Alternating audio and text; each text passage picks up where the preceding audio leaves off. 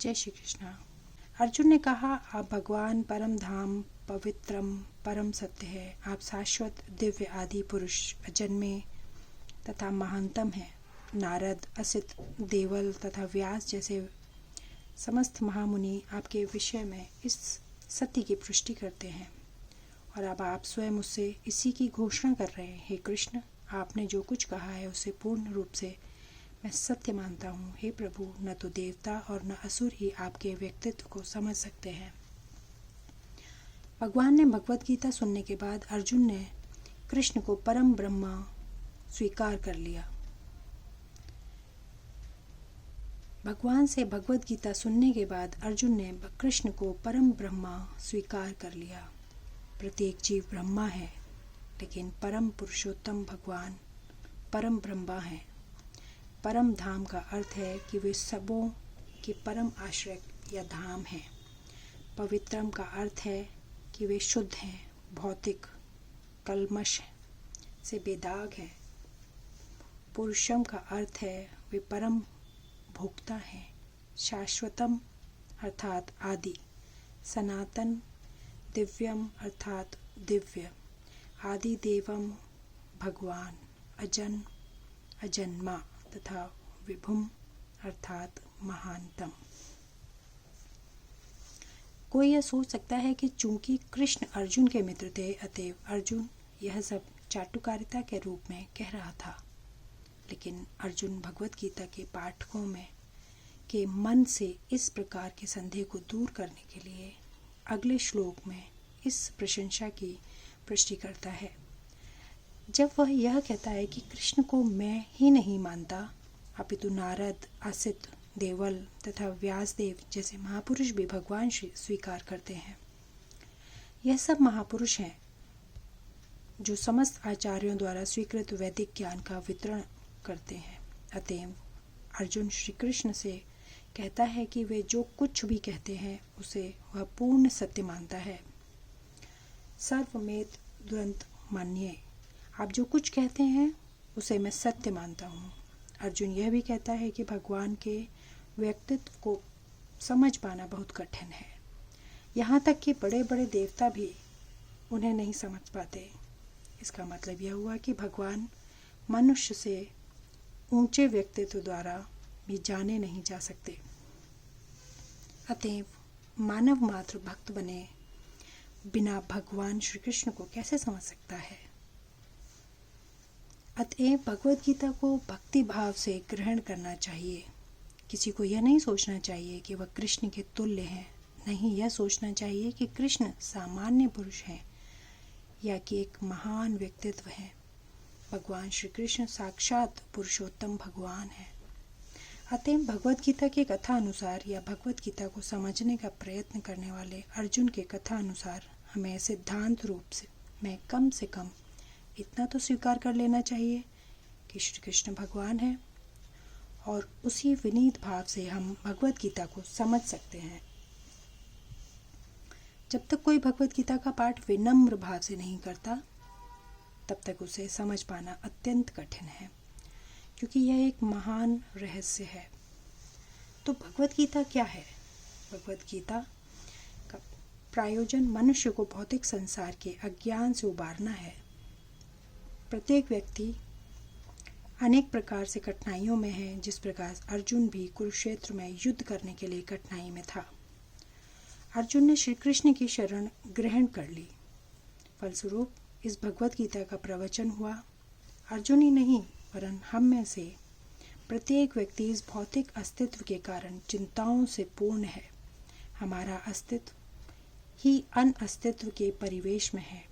वस्तुतः हम अनिश्चित से भयभीत होने के लिए नहीं हैं। हमारा अस्तित्व सनातन है, लेकिन हम किसी न किसी कारण में असत में डाल दिए गए हैं।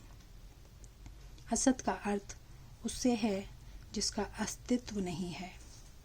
कष्ट भोगने वाले अनेक मनुष्यों में केवल कुछ ही ऐसे हैं जो वास्तव में अपनी स्थिति जानने के जिज्ञासु हैं, जैसे कि वे क्या हैं, वे इस विषय स्थिति में क्यों डाल दिए गए हैं, आदि आदि। जब तक मनुष्य को अपने कष्टों के विषयों की जिज्ञासा नहीं होती, जब तक उसे यह अनुभूति नहीं होती कि वह कष्ट भोगना नहीं है अपितु सारे कष्टों का हल ढूंढना चाहता है, उसे सिद्ध मानव नहीं समझना चाहिए। मानवता तभी शुरू होती है जब मन में इस प्रकार की जिज्ञासा उदित होती है। ब्रह्मा सूत्र में इस जिज्ञासा को ब्रह्म जिज्ञासा कहा गया है। अथातो ब्रह्मा जिज्ञासा। मनुष्य के सारे कार्यकलाप असफल माने जाने चाहिए यदि वह परब्रह्मा के स्वभाव के विषय में जिज्ञासा न करे। अतएव जो लोग यह प्रश्न करना प्रारंभ कर देते हैं कि वे क्यों कष्ट उठा रहे हैं या वे कहाँ से आए हैं और मृत्यु के बाद कहाँ जाएंगे, वे ही भगवद गीता समझने में के सुपात्र विद्यार्थी हैं। निष्ठावान विद्यार्थी में भगवान के प्रति आदर भाव ही होना चाहिए। अर्जुन ऐसा ही विद्यार्थी था। जब मनुष्य जीवन के वास्तविक उद्देश्य को भूल जाता है तो भगवान कृष्ण विशेष रूप से उसी उद्देश्य की पुनः स्थापना के लिए अवतार लेते हैं।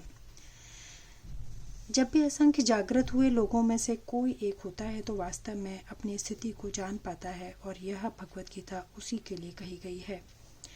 वस्तुतः हम सभी अविद्या रूपी बाघिन के द्वारा निगल लिए गए हैं, लेकिन भगवान जीवों पर विशेषतया मनुष्यों पर कृपालु है।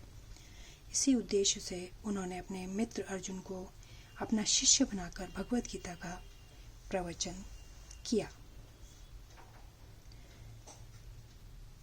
भगवान कृष्ण का साथी होने का कारण अर्जुन समस्त अज्ञान से मुक्त था, लेकिन कुरुक्षेत्र में युद्ध स्थल में उसे अज्ञान में डाल दिया गया ताकि वह भगवान श्री कृष्ण से जीवन की समस्याओं के विषय में प्रश्न करे, जिससे भगवान उनकी व्याख्या भावी पीढ़ियों के मनुष्यों के लाभ के लिए कर दें और जीवन की योजना का निर्धारण कर दें। तब मनुष्य तदनुसार कार्य कर पाएगा और मानव जीवन के उद्देश्य को पूर्ण कर सकेगा। भगवद गीता की विषय वस्तु में 5 मूल्य सत्यों का ज्ञान निहित है। सर्वप्रथम ईश्वर के विज्ञान की और फिर जीवों के स्वरूप स्थिति की विवेचना की गई है। ईश्वर है जिनका अर्थ नित्यंता है और जीव है तो नियंत्रित है। यदि जीव यह कहे कि वह नियंत्रित नहीं है अपितु स्वतंत्र है तो वह पागल है। जीवन सभी प्रकार से कम बुद्ध जीवन में तो नियंत्रित है। अतएव भगवद गीता की विषय वस्तु ईश्वर सर्वोच्च नियंत्रता तथा जीव नियंत्रित जीवात्माओं से संबंधित है।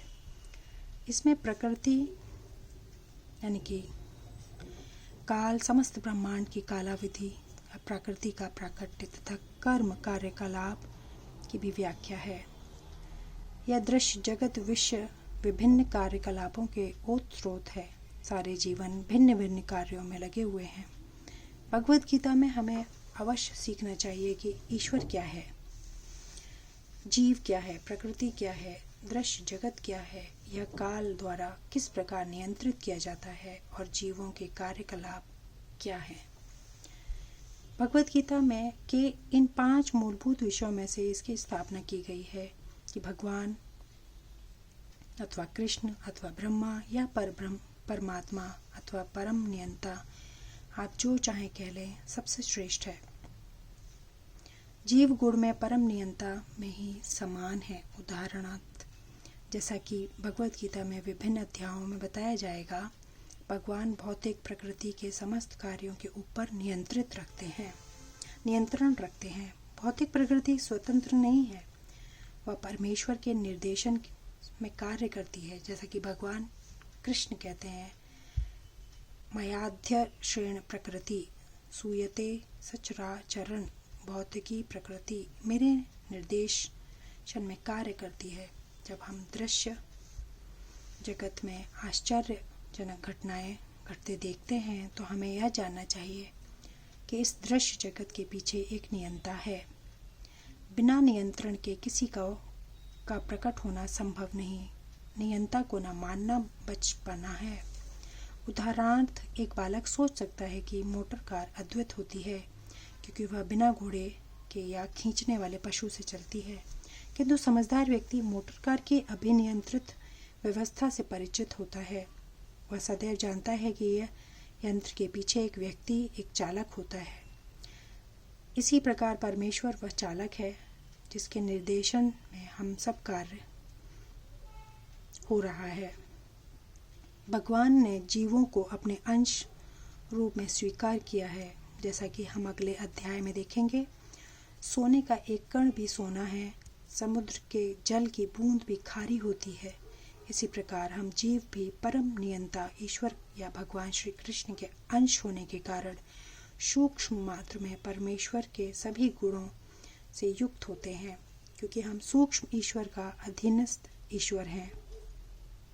हम प्रकृति पर नियंत्रण करने का प्रयास कर रहे हैं, जैसा कि वर्तमान में हम अंतरिक्ष या ग्रहों को वश में करना चाहते हैं। और हमने नियंत्रण रखने की यह प्रवृत्ति इसलिए है क्योंकि यह कृष्ण में भी है। यद्यपि अपनी भौतिक प्रकृति पर प्रभुत्व जमाने की प्रवृत्ति होती है, लेकिन हमें यह जानना चाहिए कि हम परम नियंता नहीं हैं। इसी व्याख्या भगवद गीता में की गई है। इसके आगे का वर्णन अगली बार। जय श्री कृष्ण।